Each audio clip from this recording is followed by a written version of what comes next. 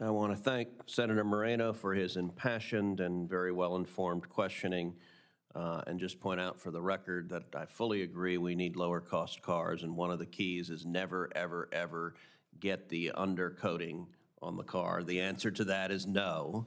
And with that, I recognize Senator Hickenlooper. That also went out in the 70s. Uh-huh. Senator Hickenlooper. Thank you, Mr. Chair. I thank all three of you for taking your time out today. Let me start with Mr. Morrison. Impaired driving is a threat to passengers, cyclists, pedestrians, everybody.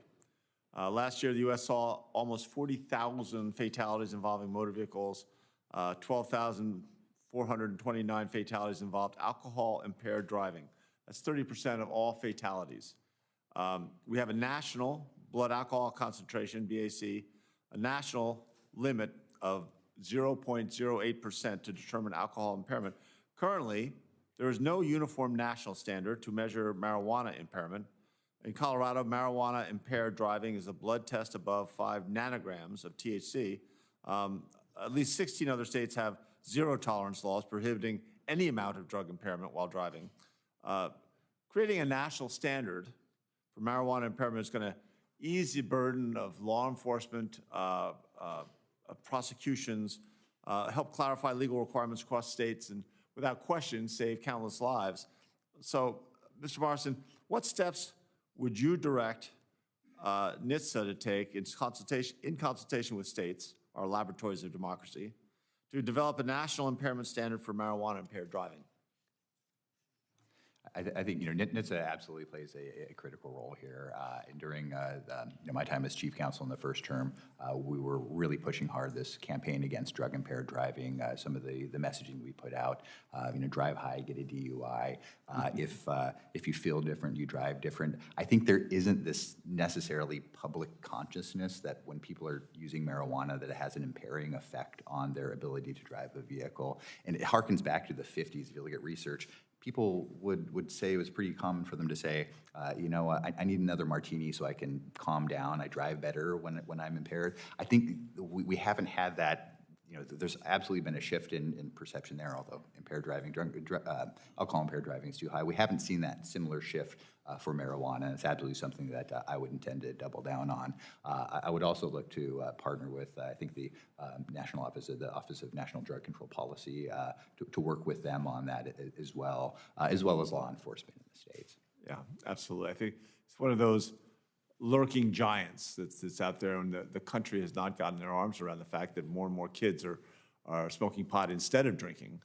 You can see alcohol sales, beer sales down all over the country, and yet we have no national program to really intercede and make sure they understand that they're not driving better.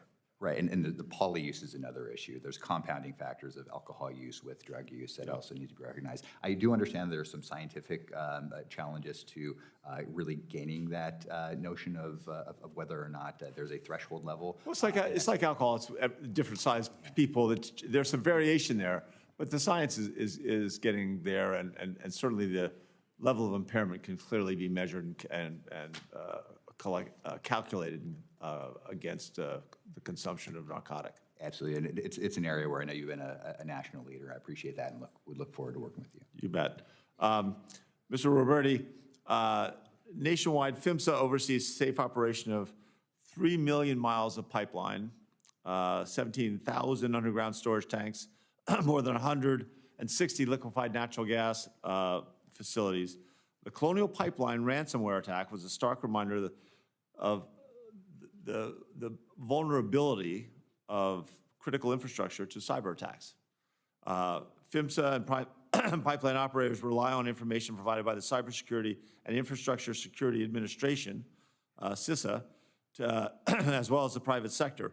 Information sharing increases the ability to remain resilient against emerging cyber threats. Unless extended by Congress, authorities under the Cybersecurity Information Sharing Act of 2015 is set to expire on September 30th, 2025.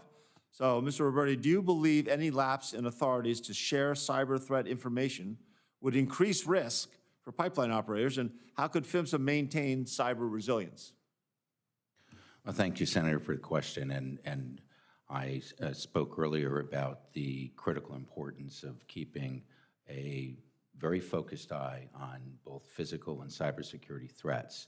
The Colonial Pipeline, a perfect example, 45% of the energy needs of the Northeast come through that pipeline. And the interruption of that flow of commodities was significant. The coordination among federal agencies is so important. I can't understate it. If you look over the course of the history of this country, the greatest vulnerabilities occurred where security agencies were not sharing information. I do support sharing. As I stated earlier, I had worked previously on agreements with the Department of Homeland Security and Department of Transportation. I believe we need close coordination and information sharing, not just with industry, but across the Federal Energy Regulatory Commission, the FBI, certainly the Department of Energy, and the Department of Homeland Security. I am very committed and very motivated to dig in on those questions and see where we are. I don't know where we are today, but I know that the threats are there. The threat vectors are always changing, and I'm committed to working cooperatively to advance that.